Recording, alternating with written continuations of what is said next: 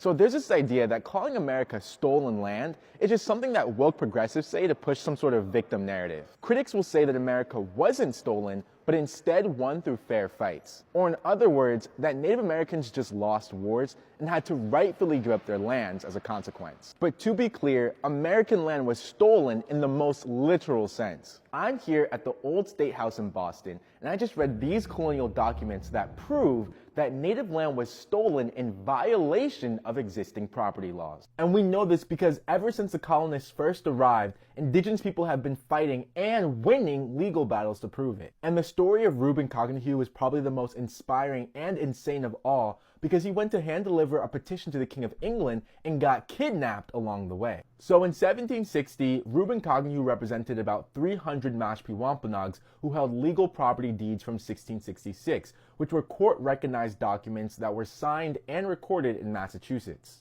But English colonists were illegally blocking their fishing rights and squatting on their territory, and the colonial government just refused to enforce the law. The Mashpees had tried for years to get justice through Massachusetts courts, filing petition after petition through proper legal channels. But colonial authorities kept ignoring their legally valid property claims, using what Cognihew called art and deceit to block every attempt at justice through the system. So Cognihew made an unprecedented move. He boarded a ship in Rhode Island to sail directly to England to petition the king himself. The colonists were not budging, so he wanted to take their legal case to the highest possible authority. But when the ship captain realized that Cognihew was a Native American man, he completely changed course and turned the ship to the West Indies. He intended to make money by selling Cognihew into slavery there. But before that could happen, the ship wrecked on the coast of Hispaniola, and Cognihew survived but was immediately conscripted into the British Naval Service. And in Jamaica, he somehow convinced an admiral to give him a discharge and allow him safe passage to England. This was a nearly impossible feat that took immense determination and persuasion.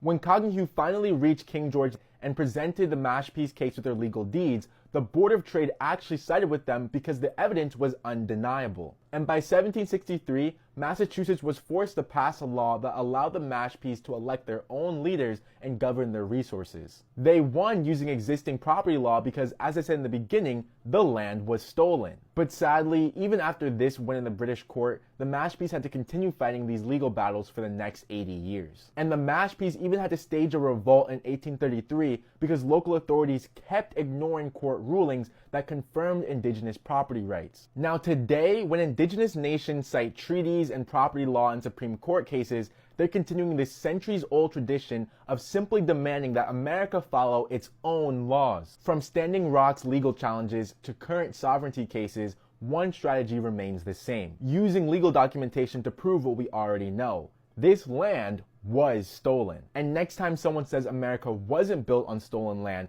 remember Cognihew, who risked enslavement and death and traveled across an ocean just to prove that the land theft was illegal even by colonial standards.